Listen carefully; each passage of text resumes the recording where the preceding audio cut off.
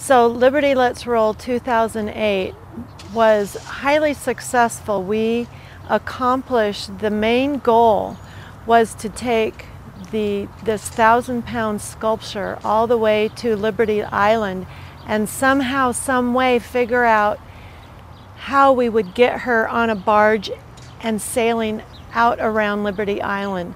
The reason that was so significant for this tour was I wanted to communicate through this sculpture what freedom does, that it moves. To have this image of Liberty Let's Roll, which is the Statue of Liberty in this kickbox move, actually going out around this beautiful icon of freedom and then leaving the island, showing that freedom must leave. She has to move, get off our island and move out with the freedom that she was created to communicate. So we did that, and it was an unbelievable culmination of that tour. So we had such a tremendous response coming out of the 2008 tour that it motivated us to do a second tour in 2009 with a goal to reach another icon of freedom, and that is the Alamo. The significance of the Alamo is obvious in that at this place, men and women literally put their freedom into action, which has everything to do with what inspired the Liberty Let's Roll sculpture. So it's to bring attention to that place, that we remember and focus on what it takes to not only have the freedom we enjoy now, but to pass it on to the next generation, what it actually costs personally to individuals.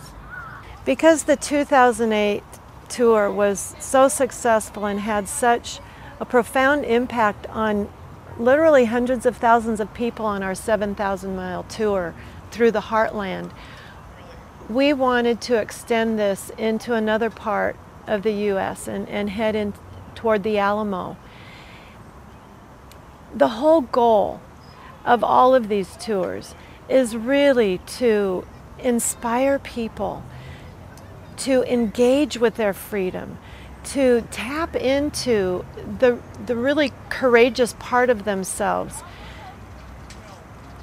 to do what they can to secure freedom and pass it on to the next generation. It's so important for me to reach people, to motivate them to not just enjoy the freedom we have here, because we're going to lose it if we just are a bunch of sponges. We need to, all of us together and individually, do everything we can. It has been bought at a high price, and we need to understand that we have to pay a high price to retain it. I created the image of Liberty Let's Roll to communicate the idea that in order to be free, you have to be strong. That in order to be free, you need to move out with the strength of your convictions and embrace with all of your being the gift of freedom that we have. And it's done through breaking through whatever obstacles that stand in our way. We can't just stand around. We must look at whatever fears that we have and go beyond those, because on the other side of our fears is the ability to overcome them. I created the sculptural image of Liberty Let's Roll in order to communicate the idea of liberty and the courage that it requires to not only win it, but to retain it. That it takes a tremendous amount of heroism, actually on an individual basis, to keep freedom. And this message then as I have watched it impact lives along these tours, has been a tremendous accomplishment that really I have been surprised by, but very encouraged by, and I want to continue these tours on into 2009 now.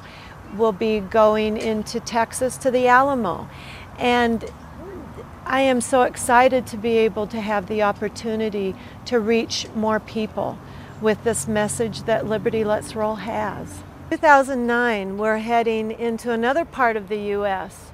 with a goal to reach more people with the message of liberty and the whole idea that freedom must be embraced from a place of real courage.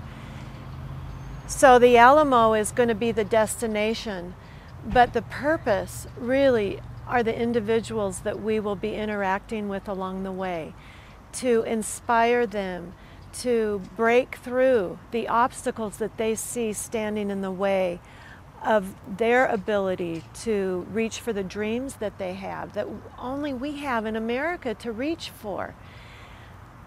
So this is the message again, and we have to roll with it. We have to roll with liberty, because if we don't, we're going to lose it. I can't remember a time that I wasn't creating something with my hands. My first memory as a very young child, I probably couldn't have been more than 4, maybe less. I was out with clay in the backyard forming little animals. So I was, I had this urge within me from the very beginning to mold and make three-dimensional form with materials in my environment. For me, it never really was art. It was, I had a very deep sense that I wanted to give form to something I was feeling. It was more than just making something pretty to look at, that it definitely was a form of communication. The physical creation of what people call art, for me, is a way to connect with people. That's the kind of setting that I grew up in, barefoot and in the woods. And with this creative urge in me, I just naturally polarized to the materials in nature to just make things. That's what liberty is. She is kicking through whatever barriers there are in your life. You can go for it. And when you begin, when you move with courage, courage is given to you. So I worked for about 3 years as a full-time studio artist, taking on private commissions. And it was during that time then that 9/11 happened in 2001. That was a turning point in my life as an artist. And it caused me to seriously ask myself for the first time, okay, what is freedom to you and what are you doing with it? So many people here have died. And I had to look before that too. I mean, the cost that our ancestors paid to provide this wonderful life that I was enjoying. Was I fully embracing it? What was I doing with my life? I felt like I'd just been kind of fooling around with it, but not really taking it seriously. I wanted to really embrace freedom and have something that I could give to my children and be proud of it when I came to the end of my life. Did I do everything that I could? So after 9/11 and the actions of Todd Beamer on Flight 93, I was inspired to begin kicking through all of the barriers in my life that was preventing me from pursuing the dreams that I had. When 9/11 happened, I woke up that day to what freedom was, and I had to ask myself, what would I do as a mother to protect the freedom for my children that I had enjoyed all of my life?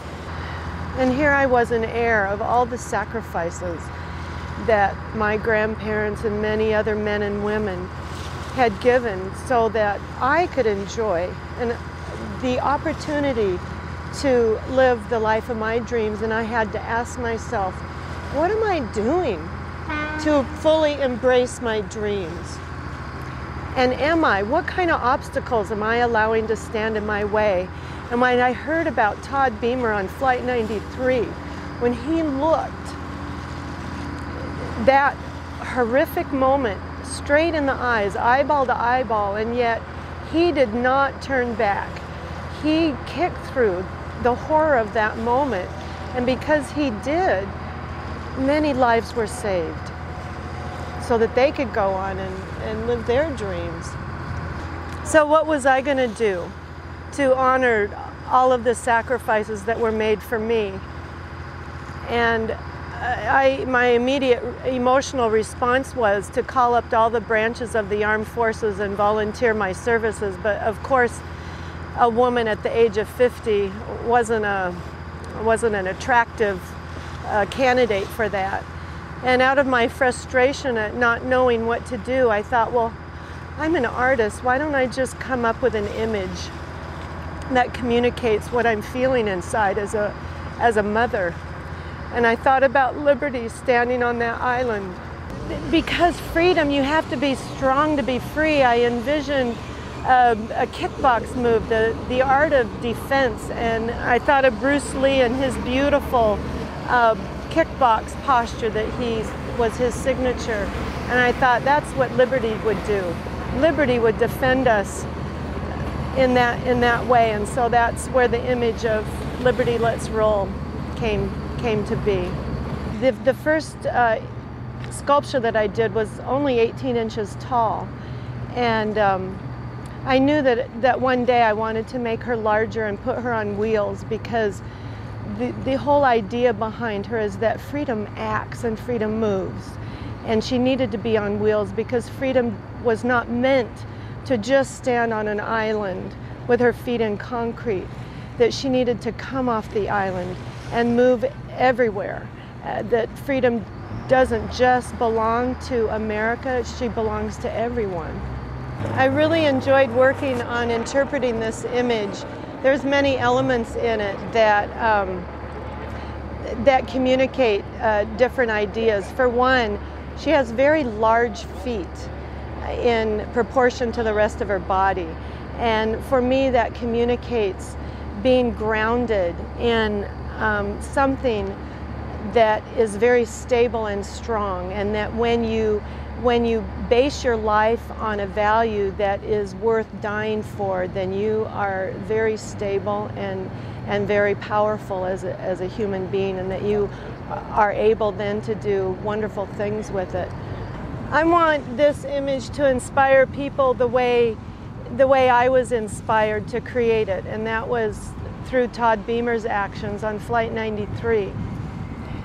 Because he did not allow a terrifying obstacle to stand in the way of his goal. And so this image is meant to inspire people to kick through whatever limitations that we have in our lives that are keeping us from really embracing the freedom that we've been given to be bigger than we think we are. So one of the most memorable experiences on our way to New York was an invitation from a resident who was stationed at Fort Riley to come to her hometown in Chapman, Kansas, which was a short drive away. They had just suffered a huge tornado, and all of the schools and churches and government buildings had been destroyed, along with 70% of the homes. And so we went there with a mission to inspire them. So we went to Chapman with the idea that we were going to inspire those people to break through the awful fear that they had just encountered. And we left being more inspired, I believe, than we had inspired them.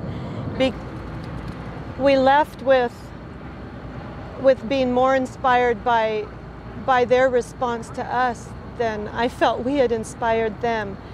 Up until that point in our trip, we had been receiving some donations, but this town opened up their arms and hearts and gave us everything that they could.